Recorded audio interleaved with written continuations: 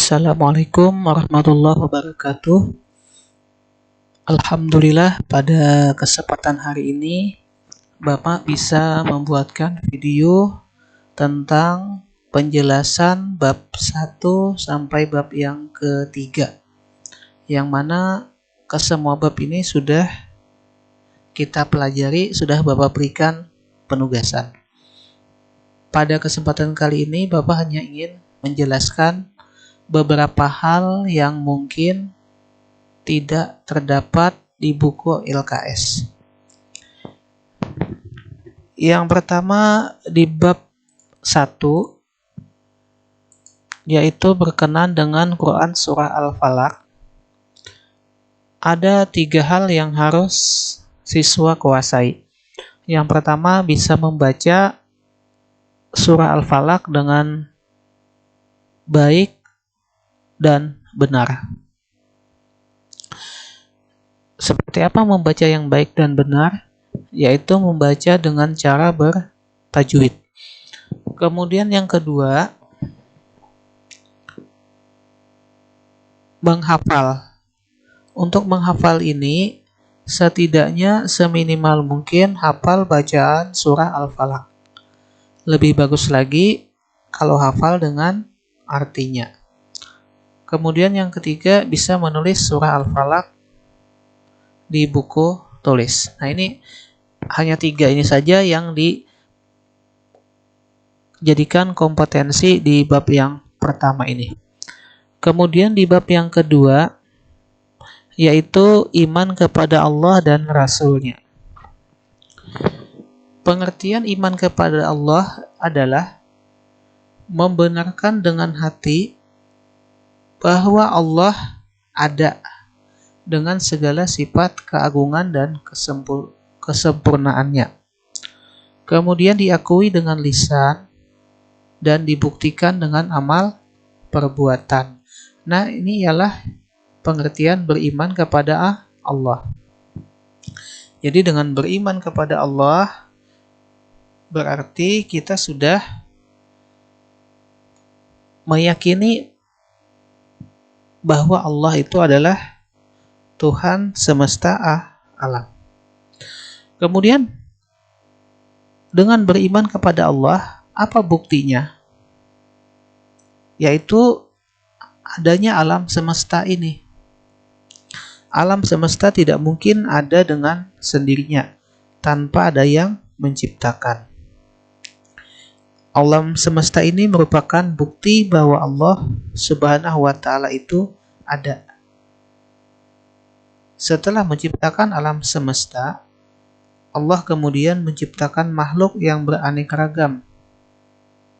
Setiap makhluk memiliki kelebihan dan kekurangan masing-masing sesuai dengan kehendaknya. Kemudian yang kedua, Allah itu ada, yaitu dengan adanya Al-Quran. Mustahil Al-Quran itu ada tanpa ada yang menciptakan. Yang mana Al-Quran itu adalah kitab suci umat Islam. Kemudian yang ketiga yaitu adanya Asmaul Husna, sifat-sifat Allah. Pada kesempatan ini, di bab yang kedua ini, ada 3 sifat Asmaul Husna yang harus kita ketahui dan kita pahami. Yaitu yang pertama, sifat Al-Bashir. Artinya Allah Maha melihat. Maha melihatnya Allah tentunya berbeda dengan makhluk.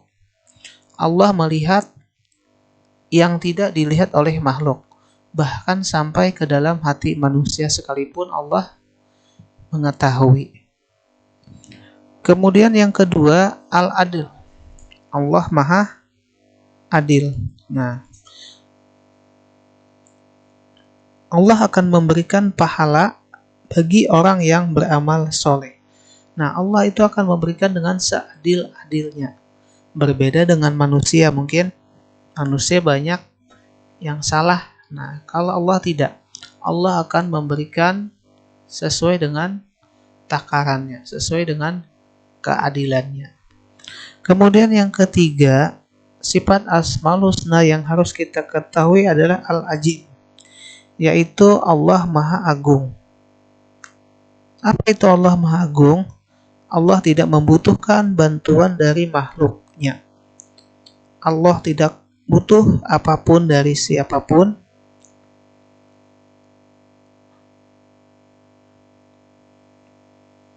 Allah pun memenuhi semua kebutuhan makhluknya, menciptakan air, angin, tanah untuk kepentingan manusia. Tidak ada yang menandingi keagungan Allah Subhanahu wa Ta'ala. Kemudian, iman kepada Rasul adalah meyakini dengan sepenuh hati bahwa Rasul itu benar-benar utusan Allah yang ditugaskan untuk membimbing umatnya ke jalan yang benar agar selamat di dunia dan di akhirat. Kemudian ada 4 sifat Rasul yang harus kita ketahui dan kita ingat. Yang pertama yaitu sidik, artinya benar. Artinya apapun yang dikatakan oleh Rasul itu pasti adalah benar. Nah, lawannya ini adalah kizib atau dusta. Kemudian sifat wajib Rasul yang kedua yaitu amanah. Amanah artinya dapat dipercaya. Lawannya adalah hianat. Nah, hianat itu ialah tidak bisa dipercaya. Kemudian yang ketiga adalah tabligh. Tabligh artinya menyampaikan. Lawannya adalah kitman atau menyembunyikan. Kemudian yang keempat, sifat Rasul ialah fatonah. Fatonah itu artinya adalah cerdas. Lawannya adalah baladah atau bodoh. Mustahil Rasul itu adalah orang yang baladah atau yang bodoh. Kemudian di bab yang ketiga, yaitu aku anak soleh. Nah, di dalam bab 3 ini ada 4 sikap yang harus kita miliki. Yang pertama ialah jujur. Jujur itu berarti kesesuaian antara ucapan atau perkataan dengan hati, kemudian dengan perbuatan. Jadi antara lisan, kemudian hati kita, kemudian perbuatan kita sama, itu disebut sebagai jujur. Anak yang jujur tentunya akan sangat disayangi. Nah, tentu sangat disayangi baik itu oleh guru, oleh teman, atau oleh orang tua. Yang kedua yaitu sikap yang harus dimiliki oleh kita semua, yaitu sikap amanah. Orang yang teguh memegang amanah. Nah, amanah ini kan kepercayaan lah. Nah, tentu akan sangat dicintai juga, sama dengan seperti orang yang memiliki sikap jujur. Amanah ini macam-macam. Misalkan ada amanah dengan diri sendiri, amanah dengan sesama manusia, atau amanah dengan Allah. Nah, ini bisa kalian baca di buku LKS mengenai sikap amanah ini. Bapak contohkan misalkan amanah di lingkungan sekolah. Kalian misalkan ada yang ditugaskan menjadi pengurus kelas, organisasi kelas, ketua misalkan. Nah, orang yang amanah tentunya akan menjalankan tugas sesuai dengan topoksi atau sesuai dengan pekerjaannya. Misalkan jadi ketua, berarti tugasnya ialah mengetuai di dalam kelas. Kemudian jadi piket, misalkan petugas kebersihan. Nah, berarti amanahnya adalah harus membersihkan lingkungan sekolah sesuai dengan jadwal piketnya. Kemudian yang ketiga, sikap yang harus kita miliki sebagai umat muslim ialah hormat dan patuh kepada orang tua dan guru. Mengapa kita harus patuh kepada mereka? Kenapa? Ya, tentunya karena mereka itu ialah orang tua kita. Kalau kita tidak patuh kepada mereka, maka kita termasuk anak yang durhaka. Nah, jadi anak yang durhaka. Apapun perkataan orang tua yang sifatnya baik, yang sifatnya mendidik, maka kita wajib untuk mengikuti, tidak boleh menolak. Nah, terkecuali misalkan ada mungkin yang tidak bagus, maka kita boleh menolak dengan halus. Tapi kalau semua masih baik, tujuannya untuk kebaikan kita, maka wajib kita untuk taat atau patuh terhadap apa yang disampaikan oleh orang tua dan guru. Kemudian yang keempat, sikap kita yang harus kita miliki ialah santun dan menghargai teman.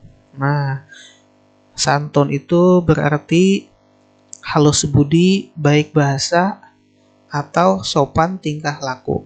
Nah, ini dalam pergaulan sehari-hari. Kemudian menghargai teman. Nah, menghargai teman karena kita masing-masing memiliki kekurangan, memiliki kelebihan, jangan saling mengejek, jangan saling menyalahkan dan lain sebagainya. Berusahalah kita menghargai kawan-kawan kita. Ya, mungkin ini yang dapat Bapak sampaikan dalam kesempatan kali ini. Silakan nanti anak-anak Bapak dibuka buku LKS, dibaca-baca. Mungkin ada hal-hal yang akan ditanyakan, nanti boleh. Nanti akan, insya Allah mudah-mudahan bisa nanti Bapak jelaskan di kemudian datang. Bapak akhiri dengan ucapan wabillahi taufik wal hidayah. Wassalamualaikum warahmatullahi wabarakatuh.